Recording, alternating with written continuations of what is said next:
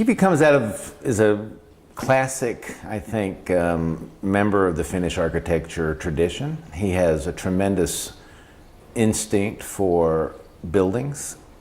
His strengths are a kind of poetic approach to architecture, but also very well grounded in the realities of the practices, problems. His weaknesses are why he's here, by the way, I'd say. His weaknesses, in a certain sense, have to do with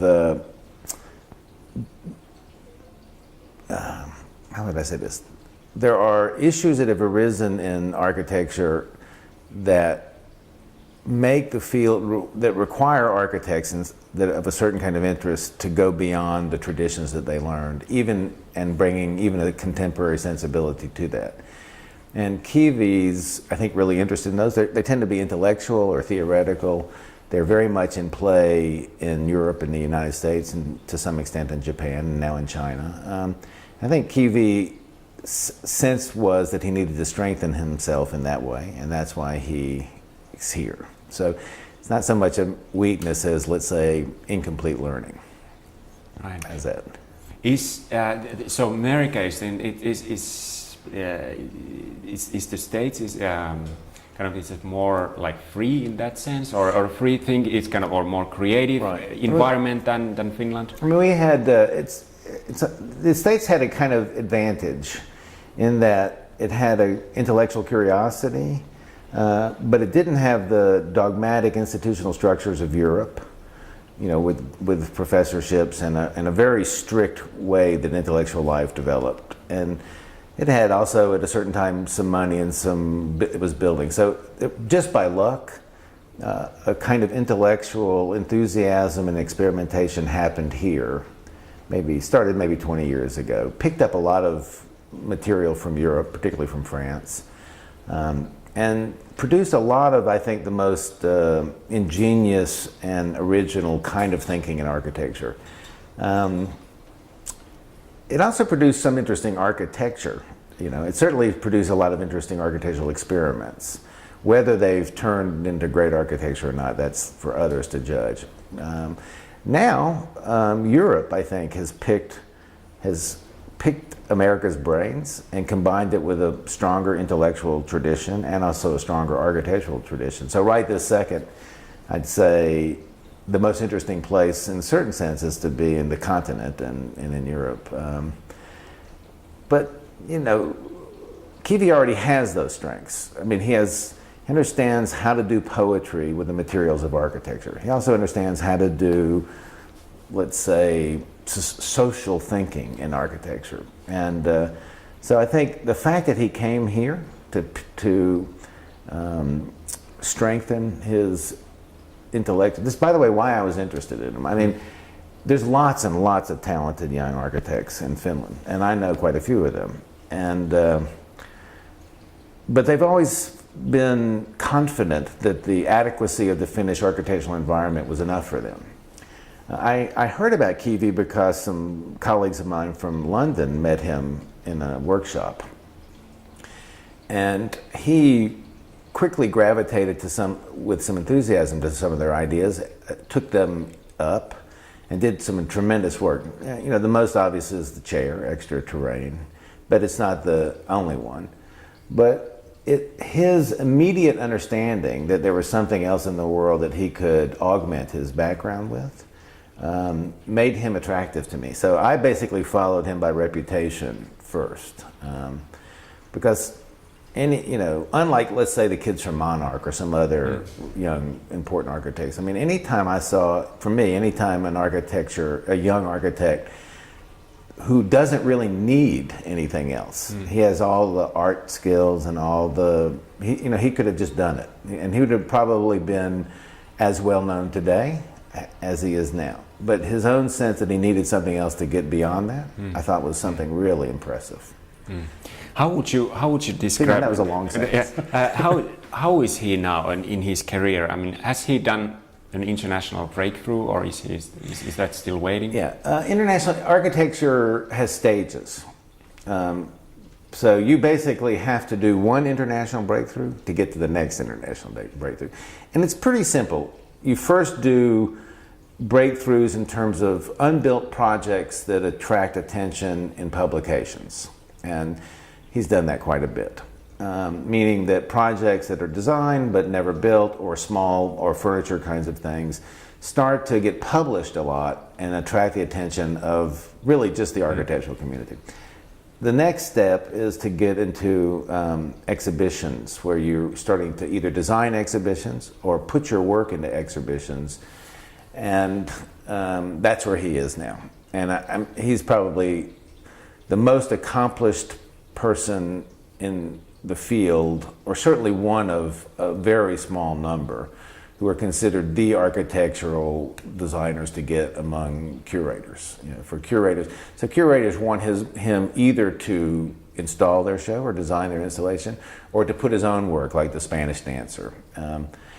And that narrows the field down in half of the sort of breakthrough issues. Then the next step, where he's not yet, and then where he's working now, is it's about a building.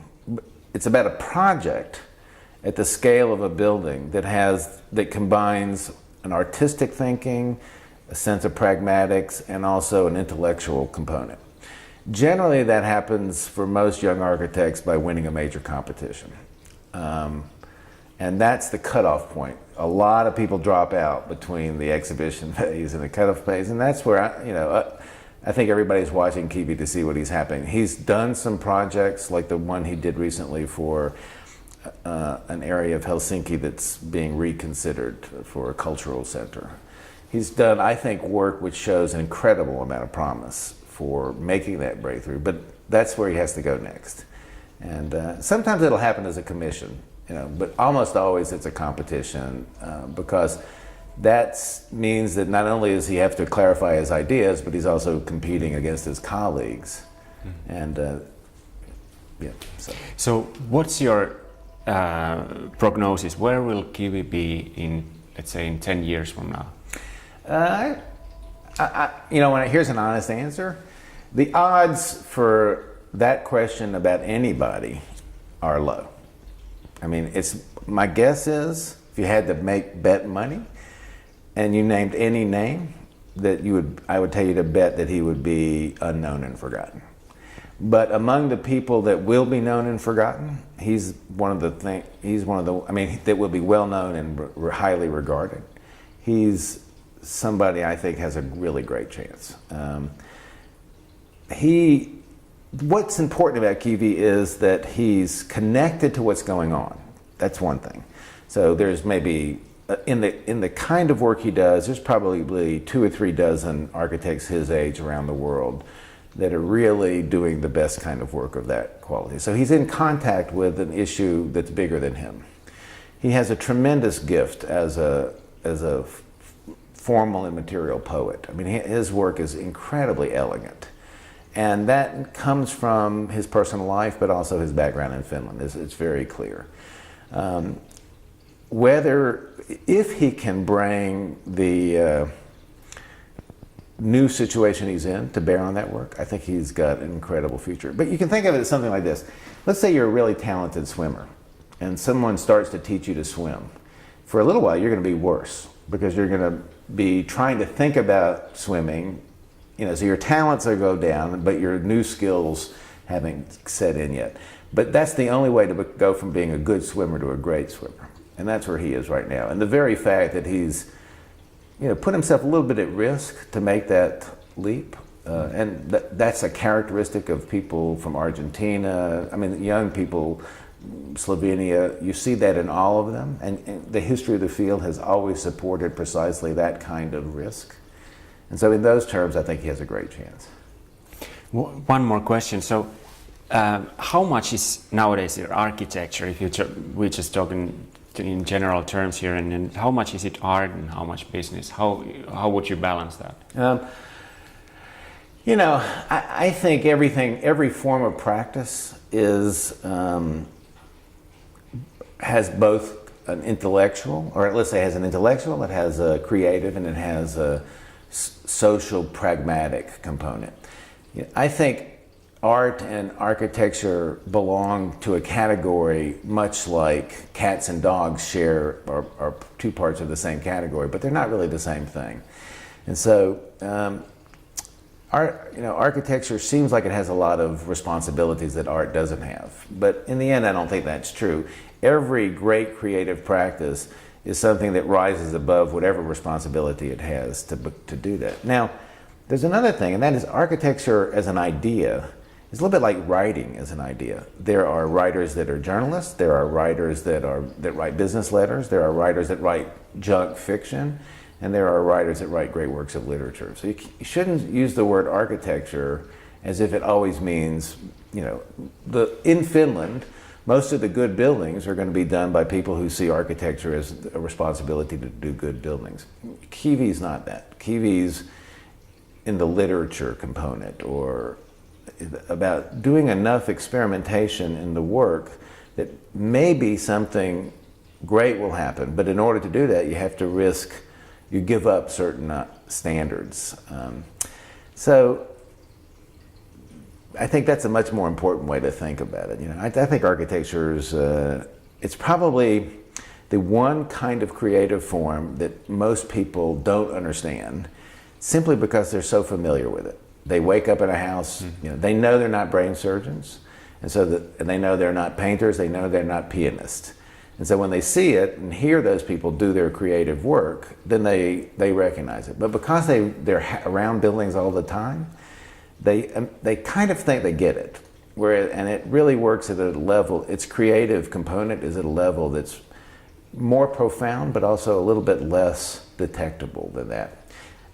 The way I like to think about it is like a soundtrack in a movie. A soundtrack in a movie controls the way you feel about the movie, although you're never quite paying attention to it. You're always giving the credit to the actor or the cinematographer, but it's really the music in the background that tells you how to feel. And that's kind of what architecture at its best can do. And that's basically what I think Kivi's going to be doing.